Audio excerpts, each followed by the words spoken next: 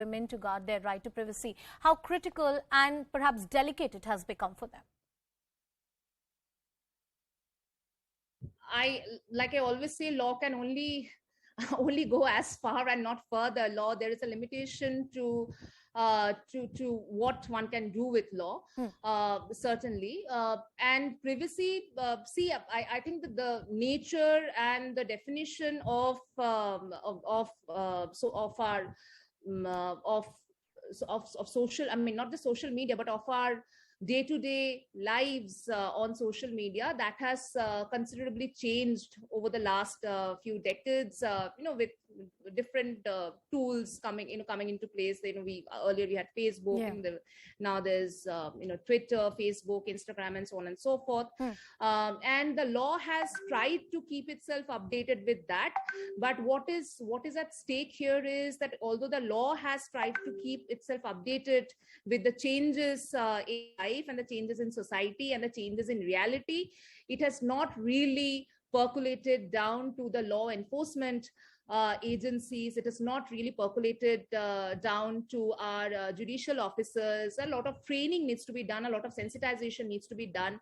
The law enforcement officers need to understand the distinction between the private and the public sphere, and there is a generic understanding, which is a completely flawed understanding, that the internet is a public sphere. We are not talking in terms of the internet. Instagram, for example, a private Instagram account, and I'm speaking here not as an advocate, representing the client, and I should not.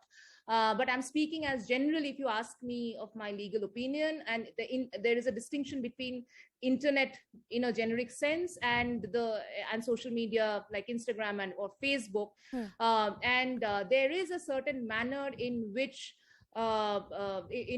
information, data is shared. Of course, the information that I upload, the image that I upload on social media, on Instagram, or what I speak on social media, if it is a private account, it is not.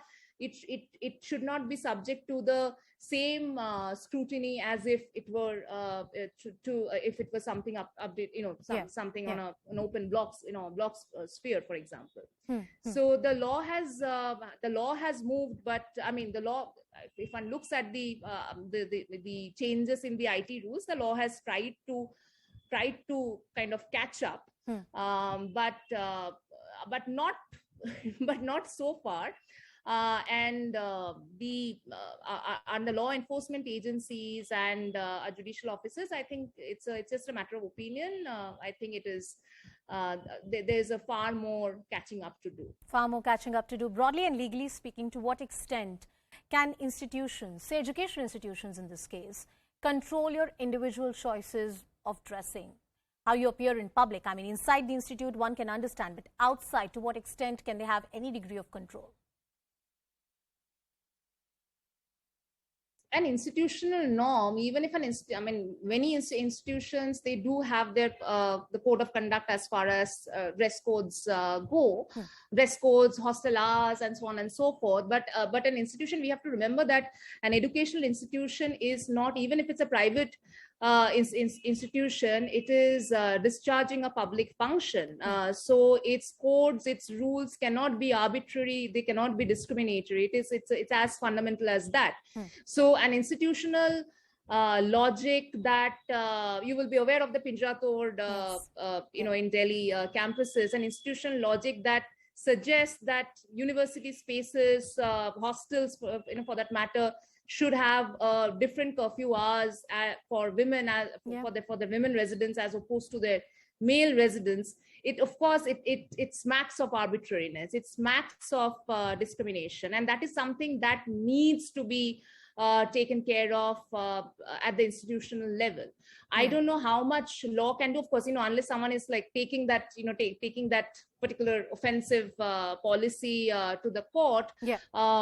I think the challenge really boils down to in what manner the student body and the faculty body, how they are engaging with the institution.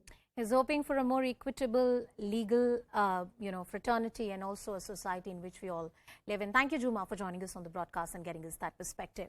Well, taking that question to our guest as well, Abha Singh, who's a lawyer, is joining us on the broadcast. We also have Brinda Adige, who's a women and child rights activist. Nirmal Kaur, who has been a former IPS officer, is also joining us on the broadcast. I thank all of you for joining us on the show today. Brinda ji, I'm coming to you first. What women do in their personal life, or if you're a university professor, you cannot be wearing a swimsuit, and if a male student is looking at that picture, that offends the sentiment of a parent and the entire university. Are we really living in the 21st century?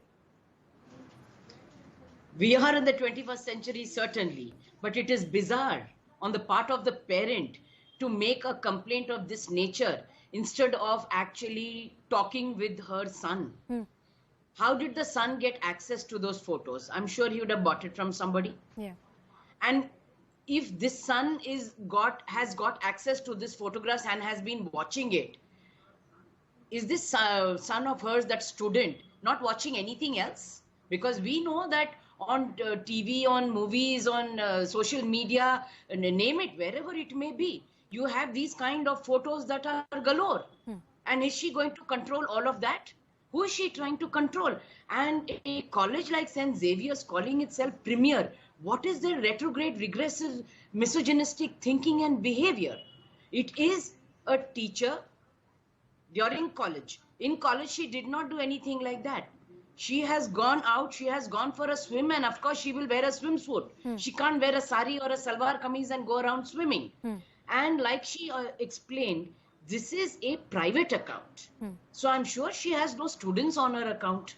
Yeah. So somebody else has sold it to the student and the student has bought it. You're right, Brindaji. There is an element that her social media accounts were hacked, because she also said that these pictures, even when they were available about a year ago, were available only for a brief period of time. It was a status. It disappears. How come the student had access to those pictures? And very interestingly, the identity of the complainant student has been hidden by the university all along.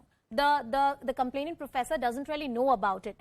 I want to bring in Abha Singh also, who's a lawyer. Abha, women navigate into different social and public spaces, and we are always conscious of what we are wearing, how we are appearing, how much do we cover up.